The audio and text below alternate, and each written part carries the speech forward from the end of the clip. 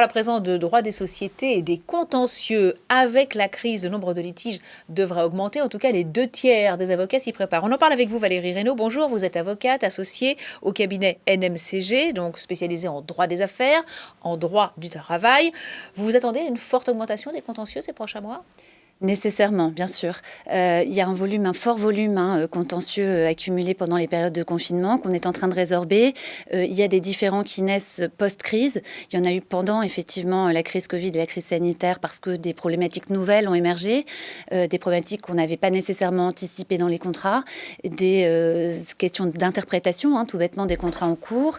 Et tous ces litiges arrivent maintenant auprès, effectivement, de juridictions qui elles-mêmes ont subi la crise et qui elles-mêmes, effectivement, sont encombrées, voire qui ont été totalement à l'arrêt.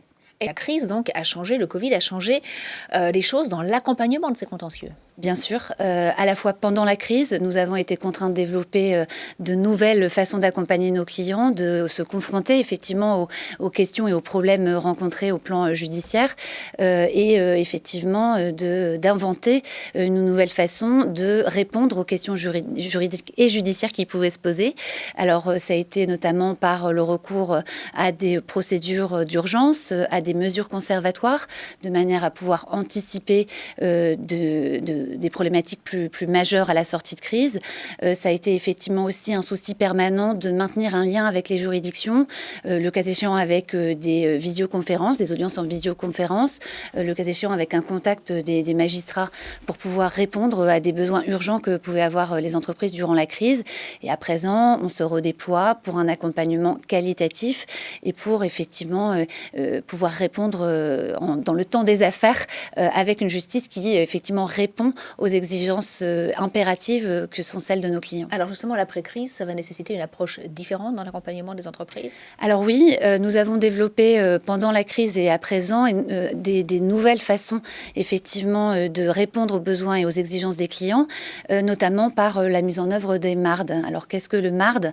C'est autrement dit un mode alternatif de règlement des différends, c'est-à-dire l'inclusion dans un contentieux, que ce soit en amont, que ce soit pendant le contentieux ou que ce soit même après un jugement pour prévenir des procédures d'appel, de procédures qu'on appelle de conciliation, de médiation, voire le recours à l'arbitrage qui s'est beaucoup développé pendant le Covid. Et à quel moment y recourir justement à ces modes alternatifs des contentieux ? Alors, le législateur le prévoit maintenant en amont pour justement essayer effectivement de répondre et d'éviter un encombrement des juridictions. C'est effectivement une bonne idée de se mettre autour d'une table lorsqu'il y a un différend et d'essayer de parler, ne serait-ce que parce que par une voie de conciliation ou de médiation, on peut parfois parvenir à des accords qui ne règlent pas simplement un litige, mais qui peuvent aussi dénouer des aspects commerciaux ou intégrer effectivement une reprise d'une relation commerciale. Et parfois aussi, dans les contrats et dans les échanges qu'on peut avoir et dans les conseils qu'on peut dispenser à nos clients, on oriente vers l'arbitrage. Je suis par ailleurs arbitre. C'est une garantie de confidentialité, de rapidité et de technicité. Ça marche pour les contentieux complexes ?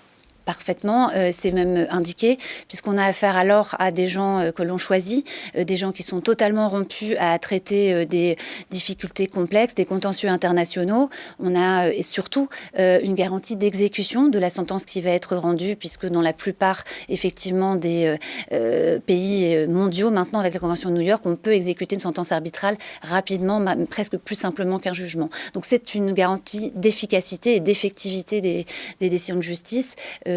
Plus rapide, bien souvent, qu'une juridiction classique. Merci beaucoup, Valérie Reynaud, donc, du cabinet NMCG, avocat. Merci beaucoup d'être venue sur le plateau de l'émission.